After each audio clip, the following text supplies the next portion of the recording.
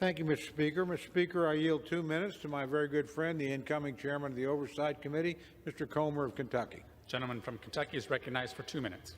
Mr. Speaker, I rise today in support of the creation of the Select Subcommittee on the weaponization of the federal government.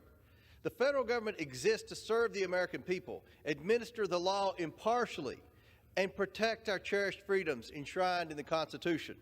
However, some unelected, unaccountable federal bureaucrats have abused their positions of power. The other side of the aisle likes to talk about, quote, threats of democracy. But they refuse to do any congressional oversight as the federal government weaponized its authority, influence, and power to target American groups and citizens based on their political and ideological views. Just yesterday, we learned that classified documents from Joe Biden's time as vice president were stashed in an unsecure closet. The National Archives knew about these documents several months ago, before the election, but the American people were just informed yesterday thanks to some investigative reporting. Meanwhile, the FBI conducted a raid on former President Trump's Mar-a-Lago residence for the same violation. Why has President Biden, who has repeatedly kept classified materials in an unsecure location for years, never faced a raid? Is it because we have a two-tier system of justice? The left also continues to push for an expanded IRS, even though the agency has a history of targeting conservative political groups. They push for more audits of middle-class Americans instead of better customer service.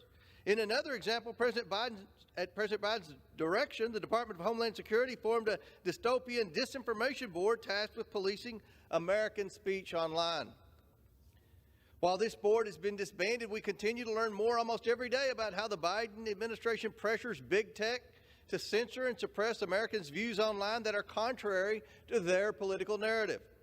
The Biden administration's Justice Department also actively targeted parents concerned about woke curricula in their children's schools and labeled many as domestic terrorists. The American people have made it clear that they want accountability for these abuses. We can In an additional 30 seconds. The gentleman thank the gentleman from Oklahoma. We cannot delay accountability any longer. We need to get to work now. We must expose the abuses committed by the unelected, unaccountable federal bureaucracy and enact solutions to prevent similar abuses from happening in the future.